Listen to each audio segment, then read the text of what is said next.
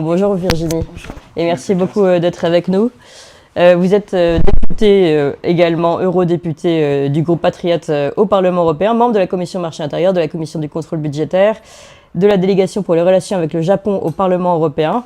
Et donc beaucoup de sujets avec vous. Évidemment, on peut revenir sur les élections. D'abord, quelles sont vos impressions sur cette journée, cette soirée d'hier où il y a eu ce premier discours je suis le victorieux, le président des Roumains. Et puis, quelques heures plus tard, finalement, il dit il reconnaît en tout cas avoir perdu cette élection. Quelles sont vos impressions sur cette soirée? C'était une longue journée, Oui. effectivement avec plusieurs étapes différentes, où effectivement une annonce où les sondages étaient bons, ils étaient très confiants, donc ça présageait d'une bonne Oui, c'était pas soirée. que, pardon, juste un petit point là-dessus, ce n'était pas qu'une, parce que je pense que les Français n'ont pas tout suivi, c'était pas qu'un effet d'annonce pour marquer le territoire, entre guillemets. On avait je crois qu'on était à 50-50, mais Exact. il avait normalement la diaspora pour lui, qui était bien parti, qui commençait à voter pour lui, puis il y a eu un retournement de situation Exactement, à la fin des...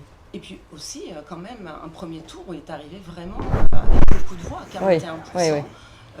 Il avait 20% de plus que ses concurrents. Il était effectivement parti comme gagnant. Alors effectivement, une journée très longue, une soirée encore plus, qui nous a effectivement amené vers la fin à un résultat, comme on le sait aujourd'hui, qui donne la victoire à M. Dan Nicosiu, donc le maire de Bucarest. Oui. Mais c'était intéressant de voir de l'intérieur un petit peu les étapes. Le sentiment aussi de ses collègues, aussi comment ils ont travaillé cette campagne, parce que vous l'avez rappelé, c'est pas une élection banale. Mmh. Moi j'ai suivi le dossier depuis le début, depuis l'annulation. Et oui, non mais il faut le rappeler. Il faut le rappeler parce que c'est pas une élection banale. Ils ont annulé des élections avec que des suspicions sans preuve d'influence via TikTok. Moi je suis tombée de la chaise, j'ai jamais vu ça. Mais surtout que maintenant on a, en tout cas les résultats de l'enquête donc du journal Snoop. Journal roumain. Et donc Snoop, le journal roumain, reconnaît, c'est lui qui a fait cette enquête, qu'il y a eu 300 000 euros de données pour cette campagne TikTok. Donc c'est finalement 300 000 euros qui ont été donnés par le parti du PNL, c'est-à-dire le centre droit. Et ça c'est reconnu. Donc finalement, tout ce qui a été dit ingérence russe est faux. Oui, parce qu'en plus, cet article, il date pas d'avant-hier, il date du 20 décembre. En même temps, il y avait une enquête de Viginum, vous savez, c'est un nouveau service de l'État pour un peu contrôler... Lutter contre les ingérences, justement. Exactement. Et donc, Viginum est en train de faire ce rapport. Et quand nous les avons eu en audition au mois de février, je lui ai posé la question. Est-ce que vous êtes allé plus loin dans vos investigations, notamment auprès de ces journalistes, pour voir si effectivement il y avait des réelles ingérences russes? Et il m'a répondu, non, on avait déjà terminé notre rapport au mois de février. Attendez, vous nous dites au mois de février que vous avez clôturé votre rapport au mois de février et vous ne prenez pas en compte l'article du mois de décembre. Donc effectivement, il y a beaucoup de troubles autour de l'organisation de ces élections. Une annulation qui a été faite pour moi sous mauvais arguments, parce qu'effectivement, comme vous l'avez dit, les candidats, parce que les deux candidats étaient des outsiders. Et c'est intéressant de voir que politiquement, ils ont utilisé des plateformes pour garder le pouvoir, mais ça s'est retourné contre eux. Et on le voit finalement, toute cette élection est pavée de troubles, notamment autour de l'utilisation du DSA, cette fameuse réglementation Digital numérique, Service Act, Digital Service Act, où on utilise en fait cet outil pour contrôler finalement la démocratie. Et je l'ai vu de l'intérieur parce que je siège aussi dans cette commission bouclier sur la protection de la démocratie. Le bouclier démocratique, le fameux bouclier de... C'est très bien de le mettre en parenthèse. C'est ça. Parce que de Nathalie Loiseau. Nathalie Loiseau qui annonce qu'elle est présidente avant l'élection. Vous voyez, déjà on avait la tendance. Oui, ça c'était intéressant, ça déjà. Voilà. Donc, très démocratique comme très système. Démocratique. Ça dépend. Comme c'est eux, quand c'est pour eux, ça va, c'est de la démocratie. Quand c'est l'opposition, c'est effectivement la dictature et encore avec d'autres mots de ce type qui nous font du mal. Et encore une fois, on l'a vu durant tous ces mois, cette organisation à la va-vite, puisque M. Simeone n'était donc pas le candidat initial, il faut le rappeler aussi, c'était Georgescu. Oui, alors, je voudrais qu'on avance sur cette intervention de Pavel Durov. Vous l'avez suivi, vous l'avez même tweeté, et vous êtes fait finalement allumer, on peut le dire hier. Est-ce que vous pouvez nous raconter un petit peu l'histoire, Pavel Durov? C'est pareil, parce que dans les auditions, vous avez toute une partie de députés, et même d'ONG payés par Soros, qui demandaient que ces plateformes, que ce soit TikTok et Telegram, soient bannies de l'Europe. Moi, je l'ai vu. Vous avez des gens qui demandent à la commission présidée par Madame Loiseau de supprimer l'accès à Telegram en Europe. Et idem à X. Et en fait, quand moi j'ai vu hier cette annonce de Pavel Duvlov, je rappelle qu'il a été quand même arrêté l'année dernière en sortant de l'aéroport du Bourget, qu'il a été mis en garde à vue parce qu'effectivement, il y avait des problématiques, notamment au regard de l'accès et de la protection qu'il donne aux utilisateurs de cette plateforme. Et en fait, en plus, il ne rentre pas dans le cadre du DSA.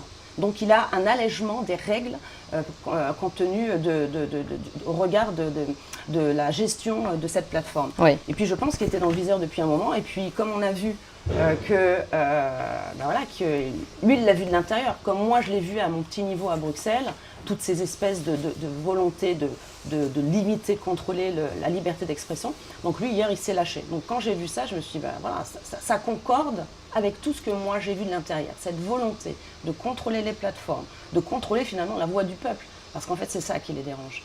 Parce qu'il n'y a aucun argument, vous l'avez dit, pas d'ingérence russe, il n'y a pas de contenu, il n'y a pas de propos haineux, c'est juste l'opposition. Donc en fait c'est ça. Oui, et puis même, attends, mais moi j'ai quelque chose que je ne comprends pas également. C'est-à-dire que quand c'est l'ingérence russe, tout le monde est là, oh là là, et pousse des cris pas possible, mais en revanche, quand on apprend que c'est un autre parti qui a monté ça pour faire son petit système, là, zéro. Bah zéro. Non mais attendez, c'est la même ingérence, on est toujours sur les 300 000 euros qui ont été déversés. On est bien d'accord, d'ailleurs on a posé la question, écrite, orale, pas de réponse. Oui. Parce qu'effectivement, pour eux, le focus aujourd'hui, il faut utiliser, parce que c'est ça qui est incroyable. Il faut utiliser, non, la menace, le narratif russe pour dénigrer toute opposition, en fait, c'est ça. Et quand moi je retweete, je ne fais que retweeter. Je dis attention, là, c'est grave, parce que moi je considère... Alors qu'est-ce qui lui est arrivé ? Je me fais tacler par le ministre Haddad qui dit que j'amplifie parce que je retweete le message de Pavlov. Alors qu'il est aux responsabilités. Et en plus, vous avez bien vu dans la foulée, ils ont fait un démenti, mais donc ça veut dire que M. Pavel Durov est un menteur, oui. Pas moi, mais qu'il attaque Pavel Durov, pas moi. Moi, je ne fais que relayer ce que je vois. Je n'amplifie pas, je relaie et je m'interroge. Je m'interroge vraiment, parce que comme je l'ai dit, moi de l'intérieur, j'ai vu qu'il y a des attaques sur la liberté d'expression via le DSA. Je vous l'ai dit, en audition, ils veulent vraiment couper le canal de Telegram et de X. On l'a vu, Elon Musk, il a réagi. On l'a vu aussi Breton. Enfin, je veux dire, c'est pas moi je ne suis pas dans la tête de Breton et je ne suis pas sur les chaînes avec lui pour relayer. Je ne fais que rapporter ce qu'il dit.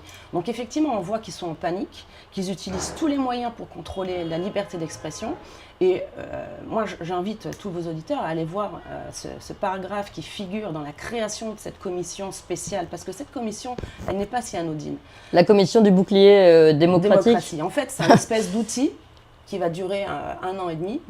Ils vont pondre des recommandations et ces recommandations vont être utilisées par la Commission de Bruxelles pour créer une espèce d'institut pour demain contrôler et les médias, donc médias, plateformes et les élections. C'est ce qui est en train de se mettre en place parce que si intéressant. Alors c'est quoi le paragraphe dont vous parliez ? Paragraphe, c'est un paragraphe qui dit qu'il faut lutter contre les États dits malveillants, sans définir ce que c'est, qui tiendraient des propos ou qui mèneraient une campagne d'information contre les valeurs de l'Union et qui finalement influencerait l'opinion publique. Non mais c'est écrit noir sur blanc, il l'assume complètement. Donc ce qui veut dire qu'aujourd'hui, c'est même pas lutter contre la désinformation ou l'ingérence, c'est carrément lutter contre des gens, des opposants, des journalistes, des politiques, même des citoyens qui critiqueraient finalement Bruxelles. Oui, toutes les personnes qui osent critiquer Bruxelles sont sous l'influence. Et pour moi, c'est grave. Oui, c'est pas que pour vous, je pense. Hein. Oui, j'espère, parce que je me dis c'est grave, on est en 2025, on a c'est Emmanuel Macron et ses sbires qui toute la journée vous disent attention, démocratie, bouclier de la démocratie. Quand vous rentrez au Parlement européen, vous êtes attaqué par ces mots. Democracy in action, démocratie en action, vous l'avez partout. Vous allez sur le site du Parlement, c'est en gros. Et en fait, ils se foutent de nous, en fait. Ils se foutent de nous, ils se foutent de la population, et c'est grave.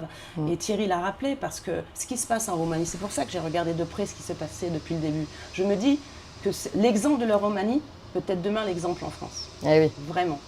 Évidemment, vous pensez à ce premier frein, enfin qui n'est pas qu'un frein, elle a failli être empêchée de se présenter, Marine Le Pen, par les juges. C'est un premier signal. Là, il y a un appel. Il y a un premier signal, mais eux, ce qu'ils ont... j'ai envie de dire, chaque gouvernement utilise les moyens qu'il veut. Là, vous voyez, en Roumanie, ils ont utilisé TikTok pour annuler des élections.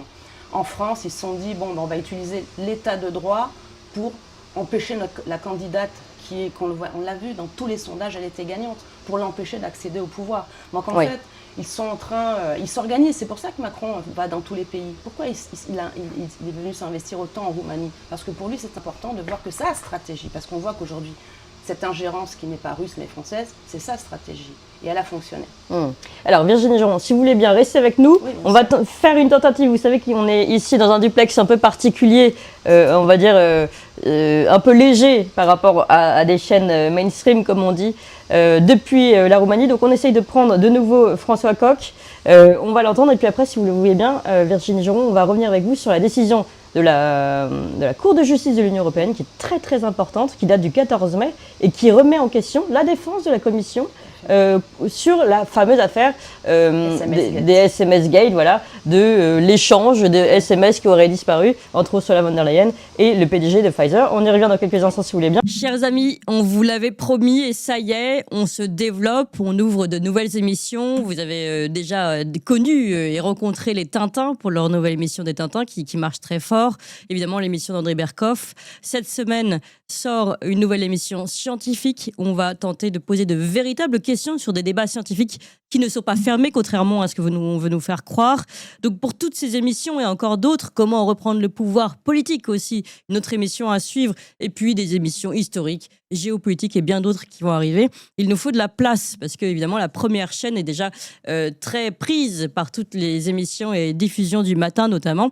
Donc il faut qu'on ouvre une nouvelle chaîne et il faut que vous suiviez le mouvement surtout et que vous ayez tout de suite vous abonner à la nouvelle chaîne. Il faut aussi en parler à tout le monde, on compte vraiment sur vous, parce que si on veut ouvrir ces nouvelles émissions, il faut que vous suiviez le mouvement et vraiment que vous alliez vous abonner tout de suite à la nouvelle chaîne YouTube. C'est pas compliqué, c'est gratuit, ça se fait en 2 clics. On vous met tout de suite le lien là, pouf, il apparaît. Le lien, vous pouvez vous abonner. C'est Toxin Plus, c'est ça, la nouvelle chaîne YouTube, Toxin Plus, pour toutes les émissions de l'après-midi. Donc vous pouvez la trouver sur Toxin-Plus en lettres majuscules ou tout simplement on va vous mettre le lien et vous cliquez immédiatement. Je vous fais confiance, allez-y tout de suite. 1, 2, 3, Toxin Plus, allez-y.